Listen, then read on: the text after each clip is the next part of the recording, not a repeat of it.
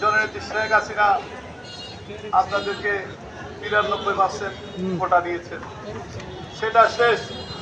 কোটার নাম দিয়ে এই চকরিয়াতে অশান্তি সৃষ্টি করা যাবে না।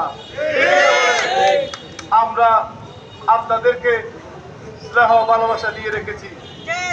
এই জামাত বিএনপির বিরুদ্ধে মেয়র আমি, এখানে উপজেলা প্রশাসন আছে, থানা আছে, আপনারা জানতে পারবেন।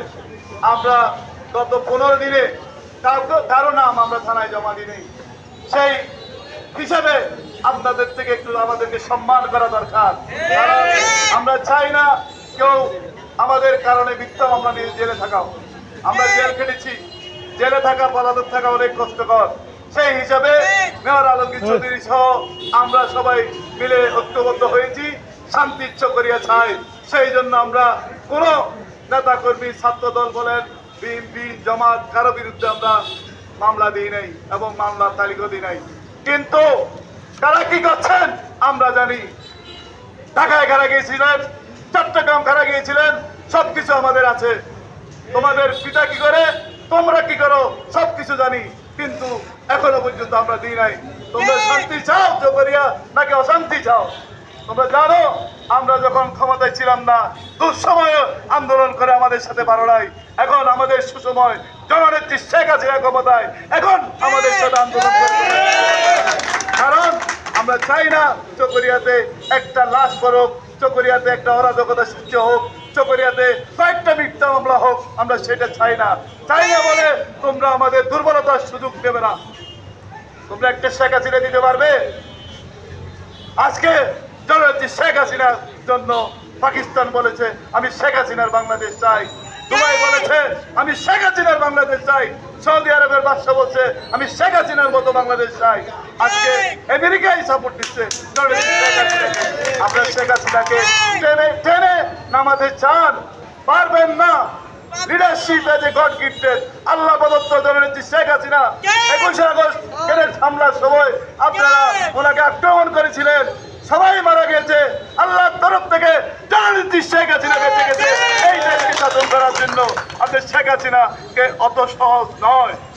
জননেত্রী শেখ হাসিনা এসে অনেক কিছু করেছে, আমাদের বাইরে বলেছে। ঢাকায় গিয়েছিলাম, জননেত্রী শেখ হাসিনার অনেক উন্নয়নকে 5 বছর আপনারা পিছিয়ে দিয়েছেন। পেট্রোল সহ সব জায়গায় বড় বড় পাওয়ার প্রকল্পের উপর আপনারা আঘাত এনেছেন।